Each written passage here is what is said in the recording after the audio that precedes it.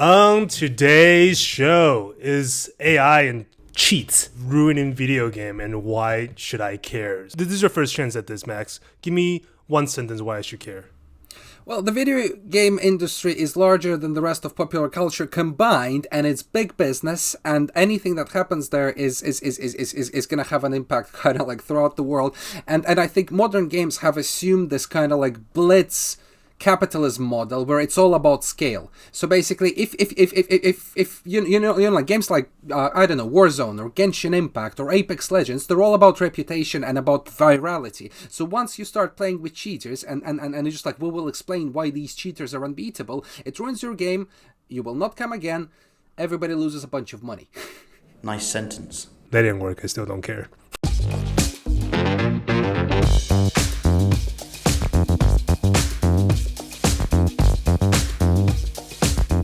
Joining me, as always, is obviously, you just heard his voice, our global editor. Although on any of the AI videos that you guys shot at the summit, he's just editor. So I'm just saying, you're the editor, Max Molex. I've got no ego. Yes, thank you very much. It's just like, I don't care. And you have no spine. You know, yeah. Evidently, as you will see in many of the videos that we have produced, there's zero spine going on. And of course, the equally busy reporter packing his mic. Are you in the office right now, Ben? Yeah, hello everyone. I am in the office only because I'm travelling down to my parents' house, and it's easier for me to get there from being in central London. I have to point out for our listeners, you're not wearing glasses. Why? Have you switched to contacts? No, I just left them on my desk. Do you have a day? Do you have a day later? Oh, okay. How blind Can are you? you? Not too bad. I only have a mild stigmatism, so I'm the least sightly abled of the group. If you think you can just not wear glasses and stand out from the three of us, it's not gonna work. I'm the podcast hearty. This is established. And I'm not disputing that. Tien's the podcast daddy. and the editor of DCD, Sebastian Moss. Hey, I'm very, very tired. I have not slept in days, but I'm juiced and excited for lovely podcasting.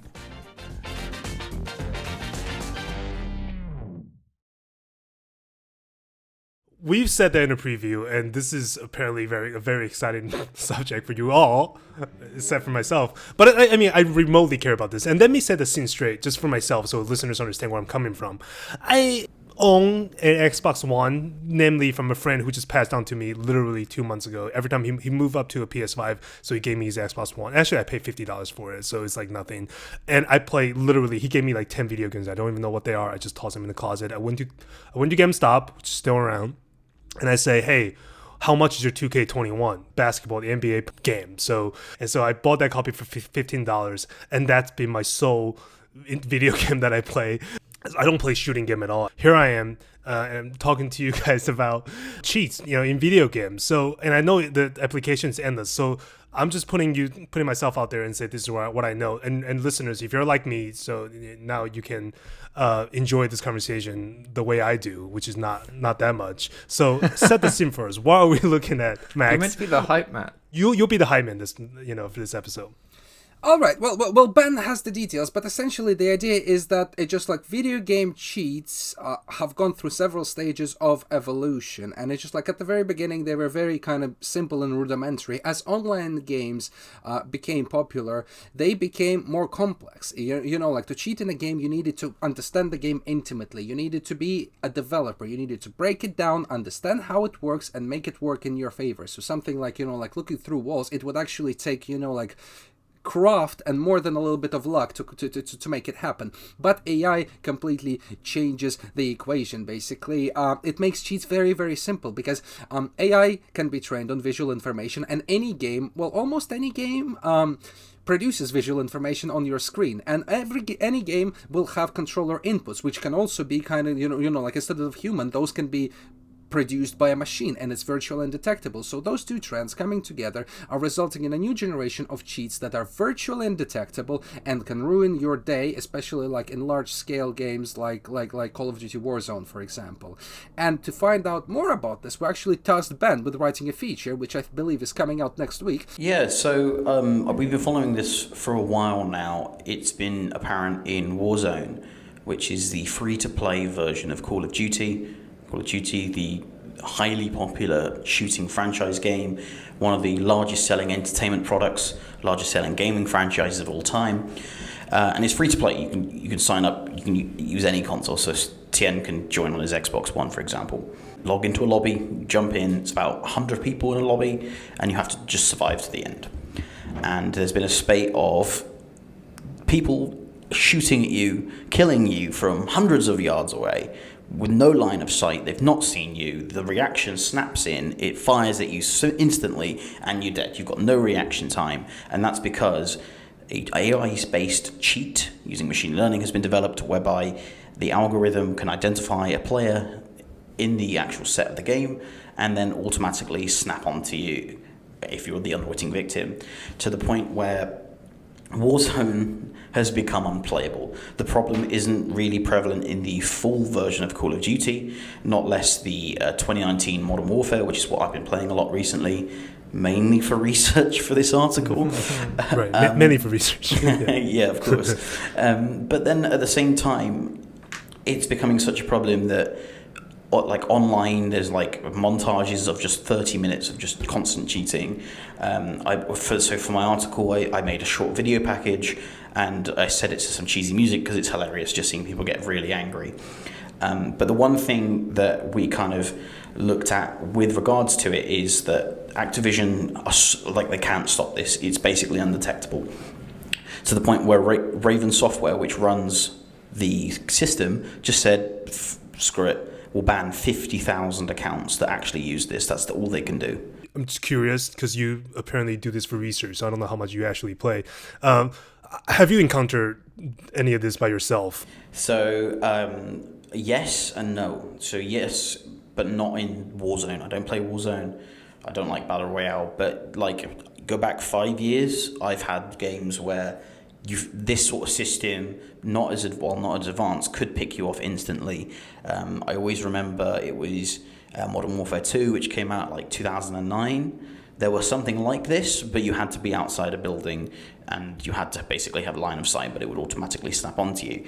The difference with this new one now is it can automatically snap onto you wherever you are in a building. It will, like, even if you're just walking along, it will point towards them. It is insane. Warzone in particular has become so unplayable that Activision has developed an anti-cheat software to the point where they advertised it in the new one saying anti-cheat software. Like, they are advertising this as if it's as if this is a way of selling a product. It's a flagship feature. Yeah. And is it working?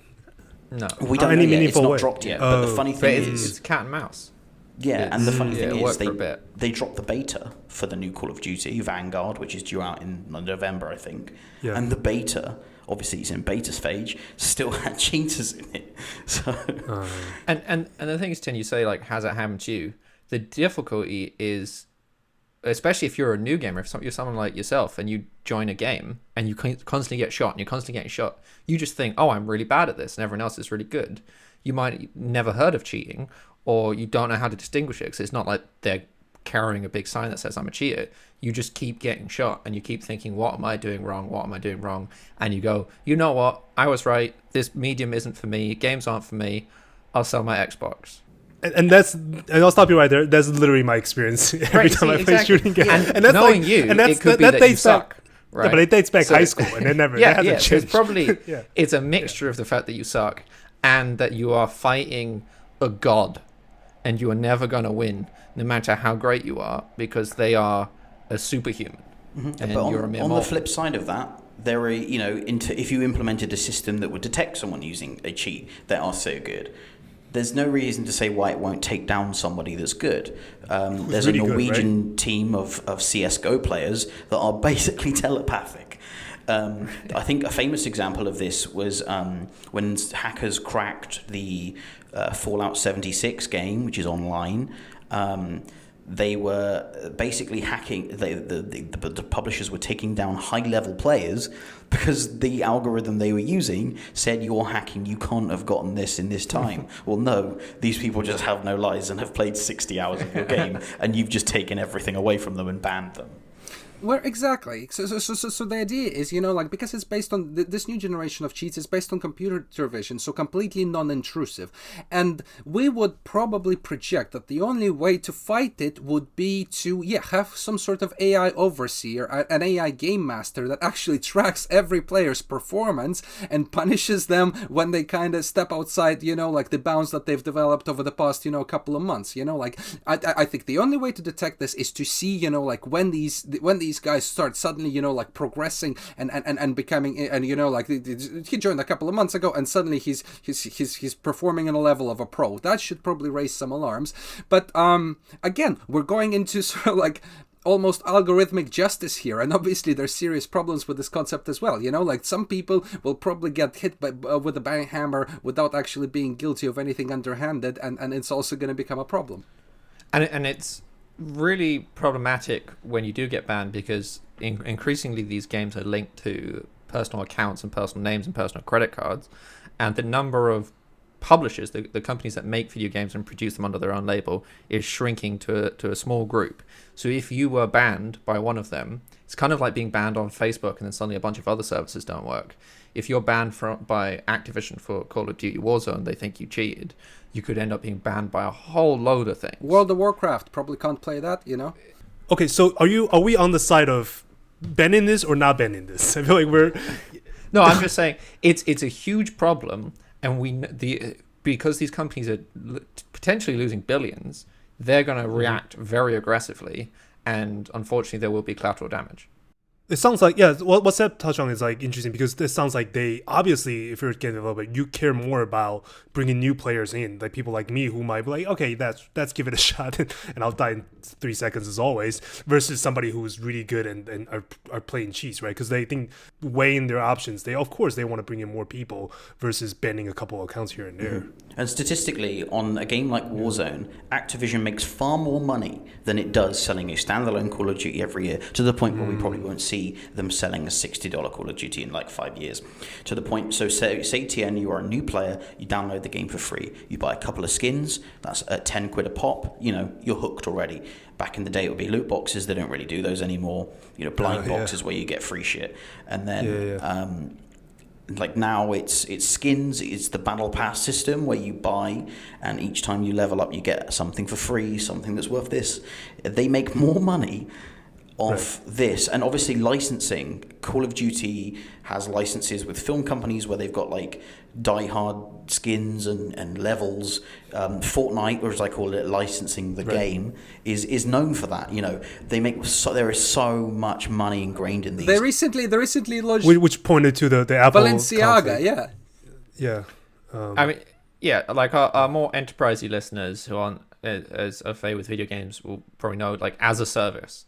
Like, video games have gone from being like movies or like books where you just buy it, you enjoy it, and you move on, to this idea of a constant service that you either pay constantly for, or more often not, it's technically free, but there's a constant incentive, a constant marketing, a constant push to, you want to get ahead, pay some money. You want to get ahead, pay some money. Unfortunately, people who want to get ahead have worked out that they can pay money to someone else completely, often Chinese hackers who create these cheats. And so that's frustrating for the games publisher, because A, it's undermining the game for everyone else, and B, that's money that I'm sure they would prefer to have. But it's going to this whole industry. And recently we've seen China crack down on it quite a bit. I mean, they've cracked down on video gaming as a whole separately, but they've arrested a bunch of people behind these who are millionaires often from selling these cheats as a subscription service. It's a huge amount of money, even though it's really boring to be playing with cheats, because where's the skill? Where's the fun? I would say it's human nature. Some people, and it's just like literally want to annoy other people. Some people just want to watch the world burn. You've been online. You've seen what it's like. Right. teenage angst, you know, like, yeah, do you remember when you were 15? Did anything have to have a reason, or were you just doing things just because you felt like it, you know, like Painful teenage nihilism of a Latvian boy. Yeah, I feel like you're projecting yourself a little too much. No, it's just like, why draw a penis on the side of a building? Why do that? But that's a question your dad asked you when you're 15. I understand. We asked but you not to do that. Yeah. I don't know why you still do it. in the bluefin bathroom.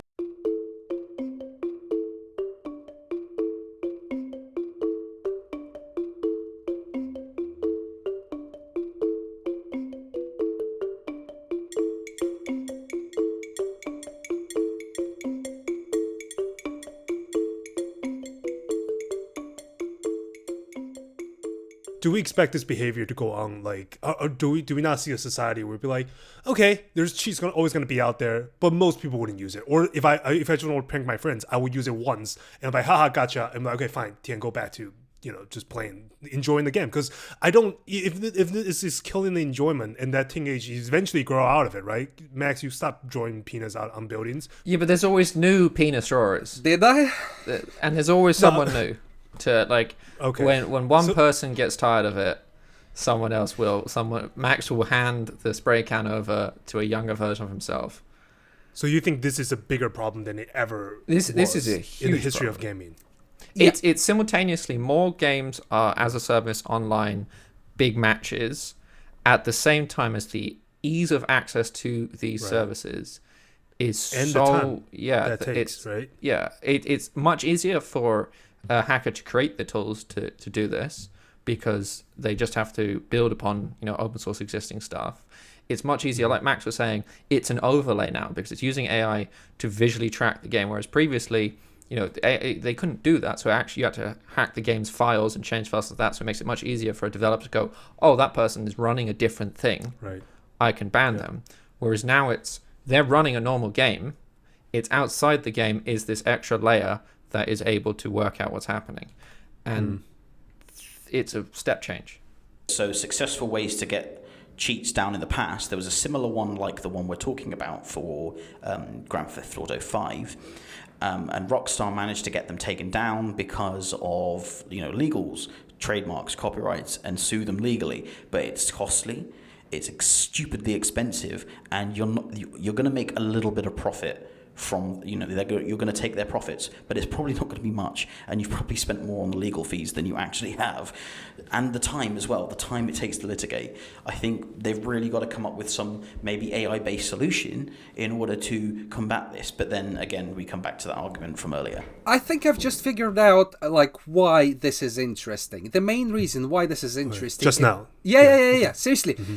It's an example of unintended consequences of progress. Nobody saw this coming, and this is just happening because AI is going mainstream and tools are now accessible. Used to attend the university, do lots of research, do a postdoc, and then you could get your hands on these tools. Now you do a basic computer science course, you download some code of GitHub, and you're cooking with gas suddenly. And it's just maybe we should apply this kind of thinking to other industries. We should see so what can computer vision or natural language processing do elsewhere, because nobody saw this coming.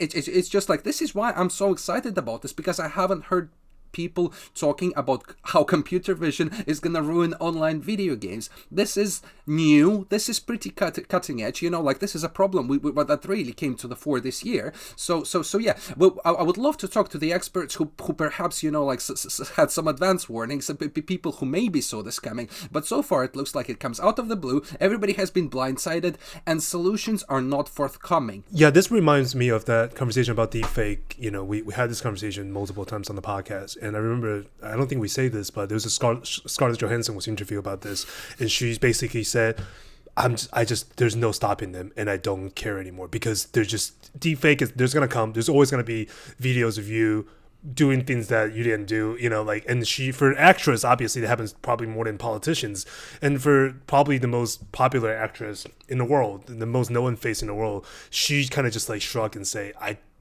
I stopped caring because it's not. There's nothing I do or anybody can do that's gonna stop in any meaningful way, right? You can, the same thing. If law enforcement goes after them, there's always gonna be some kid who just upload a video and become, share with friends and whatever. So she just think it's pointless to go after them at this point. So I think that might be a reality, or for the foreseeable future, we might just shrug upon it and just like, okay, that guy is doing that again. Plus, the next time she plays an Asian character and people get angry, she can just say it was a deep fake, it wasn't her. Right, maybe that's the context of Ghost in the Shell. to give it that like wider context that Max was hinting at, if you don't give a damn about video games and you're like TN and you're like, you know what, this is not for me. I care about 2K21 NBA. Yeah, It's not a game. AI as we know it wouldn't exist without video games. The amount of money that was pumped into GPUs expressly for the creation of graphics processing for video games that massively advanced the state of computing, that then was able to simulate stuff, so scientists were able to go, oh, we're simulating stuff, we could simulate AI. 100% linked to video games. Equally, now AI tools are being used to simulate stuff, to simulate realities and then test out AI on that. So video games are hugely important, but we also then, like Max was saying, unintended consequences. So a thing people, I was a game journalist for 6 years. The thing that really, really permeates video games is this toxic culture. Terrible toxic culture. Don't need to go too much into the details of Gamergate, but Gamergate was this big rift, and there were these themes of hating the press, anger, this troll-based humor, misogyny, and oceans so much of misogyny. All right, so if it's there and the culture is gonna be around, and if it's manifesting in cheats, what other, if we can make it even more a little more technical on a technology level, what are other unintended consequences that could spawn out about this? Okay, go ahead. Cyber stalking is a growing problem. There's basically more products and solutions are being introduced to track you wherever you go, and like Jilted Access are using it front, right, and center. You can use something like a little bit less official, like like some of the malicious tools Sebastian has talked about. Like you could install somebody on another person's iPhone that tracks them. But Apple has a problem now because they created AirTags, and AirTags are increasingly used for exactly that, for people to track other people without their knowledge. And it's again, they're introducing some kind of safeguards around that, but those safeguards go around the nature of the product, because the promise was you can be able to track anything. It just turns out as human societies, we want to track really, really bad things. Yeah, the one thing about the AirTag is like that it does give you a little notification, which doesn't work really well because I use it to track my camera bag and my stroller actually. But then every once in a while I get a notification and it says, hey, somebody's tracking you. I'm like, that's me. I'm tracking my own stuff. I just took a walk with my son to the park. It's not like so it doesn't work really well. They are fully aware of it. And I will also, in Apple's defense, they're not using it to track anything you want. It's tracking anything you have. Yes. So that's different. No, but you can put I'm it not on using you. Yes, exactly. And Apple is a nice right. kind of like business-friendly face. It's just like there's a thousand companies doing an AirTag now with no safeguards whatsoever. On the idea of having a layer on top of what you're watching or playing or doing that can then help you cheat, I think with remote work and remote school, we're definitely going to see a rise in remote cheating for exams, remote, how do I just have a nodding version of me in a meeting while I'm actually sleeping or doing a second job or anything like that. Or a podcast. Yeah, this isn't me. That's the real reason why Max is identical in all his videos. Please check it out. It's the exact same pose. AIbusiness.com. That's the exact same really questions. weird. I think it's evolutionary. When I'm stressed, I just pretend to be dead. Just leaving human nature aside, is there any positive spin to this technology that's being abused? The positive spin is that multi-billion-dollar corporations can't control things. It's annoying that these hackers are doing things that are just kind of ruining it for everybody, but it is positive to see that like this big company with all these resources can't control everything. So you want to enjoy the video game, but you hate the video game companies, is what you're saying? Oh yeah, I mean, there's lots of fantastic reporting about the terrible ways employees are treated. Especially Activision, who who are suffering because of this, but at the same time, some of the most senior executives have been accused of very heinous crimes. So yeah. Yes, more they're power. Okay, so the positive spin is severe you're actually sexual kind of secretly misconduct. enjoying this. yeah. you actually love this. You're actually You know- on the side of the people who want to see this burn. Yeah, Okay. yeah. It's like every time a Tesla blows up, you're like, oh, 10 people died, but surely- Okay, should okay, let the okay. hate flow I draw the through line you. there. I don't want anybody to. I don't want any car to blow up. It's just for the sake of clearing my name. I don't want to be a part of this. It's a different, much longer and less AI focused discussion, but like I have severe issues with the games as a service idea where you don't own the game.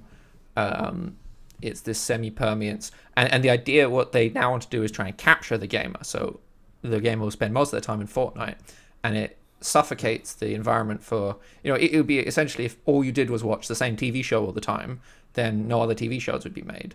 So there's a difficulty when you have a few games that are, the whole idea is you play this all the time, because it really reduces the market for other ideas and other games, and you just get these clones that are just trying to copy that and do the same thing.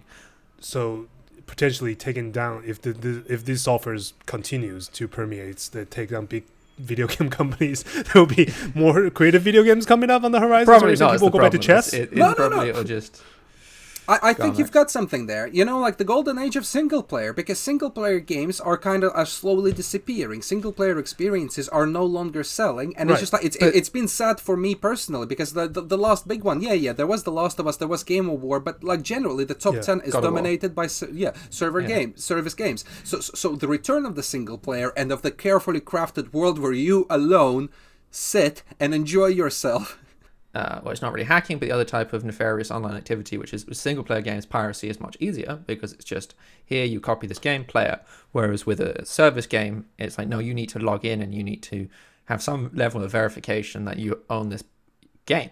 So Okay, so now you're on the side of the video game companies. Okay, But I will jump in there and just say that cracking a game can be good. In the visage of Resident Evil Village, they cracked it and they actually improved the motion on it. It was a lot more smoother. So it's Potentially it can it's be a good better sometimes, experience. folks. Jen, don't try and boil this down to a sentence. Me trying to clear my name of like not caring for video games. When my brother was here, You're a hater. Just a week ago, we watch him. We all it's All like a you did communal was experience. spit at him. We watch him play Little Nightmares. Do you guys play that game? Yeah. No. So we all watched him play Little Nightmares Loser. on the big screen, and we were like, just try that thing, try that door, and so that was fun. We just watched him play.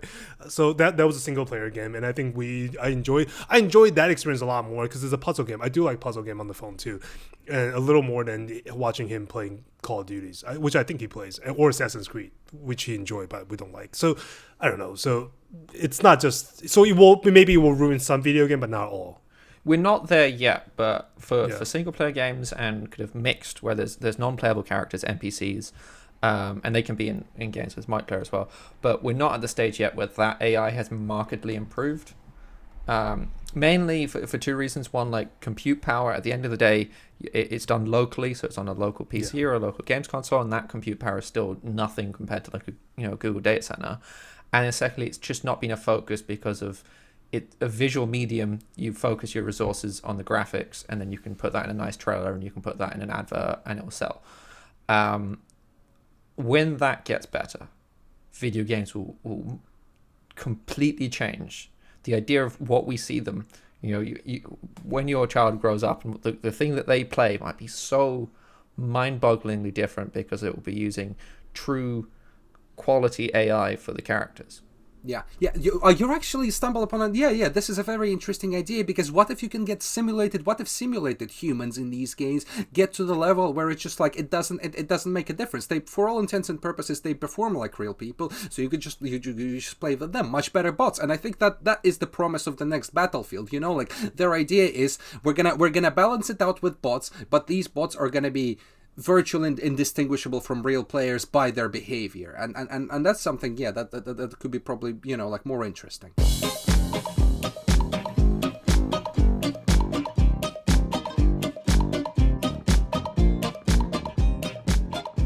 Let's talk about where can people find us when we're not profusely sweating playing video games. Yes, that's how much I care.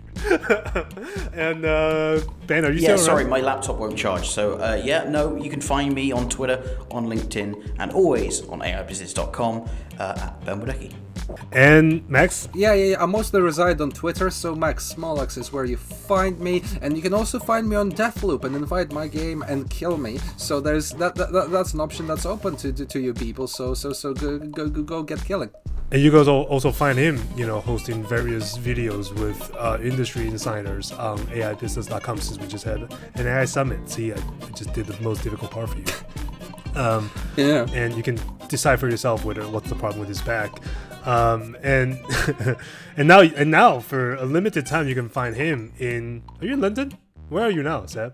I'm in The London East at End the of moment. London? I'm currently in. What zone in are London. you? Zone? I'm not telling you. I'm not telling our listeners. But if you want to find me, you can find me on Twitter at Seth Moss. I'm put up a few pictures of Svalbard, and also the thing I went to for work there, which was the Arctic World Archive. I won't waste too much time. Google it if you're interested. Very fascinating thing. But you can find me, obviously, as I established. If you want, on Twitter. I don't even get notification on Twitter anymore. Etienne Shifu. On Instagram. Although I also haven't gone on Instagram in a while. It was, whatever. But you can find Too us many there. houses to look at.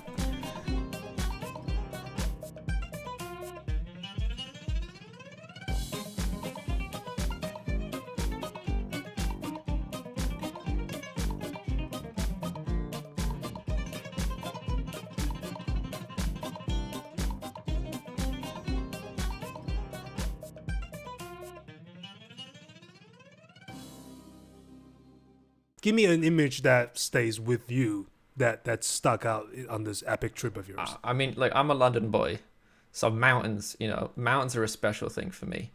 I don't see them every day, and being able to like travel out and walk up a mountain, and you're above the clouds, and there's just this serenity, and you have no idea what time it is. You have no idea how high you are. You have no idea where you are.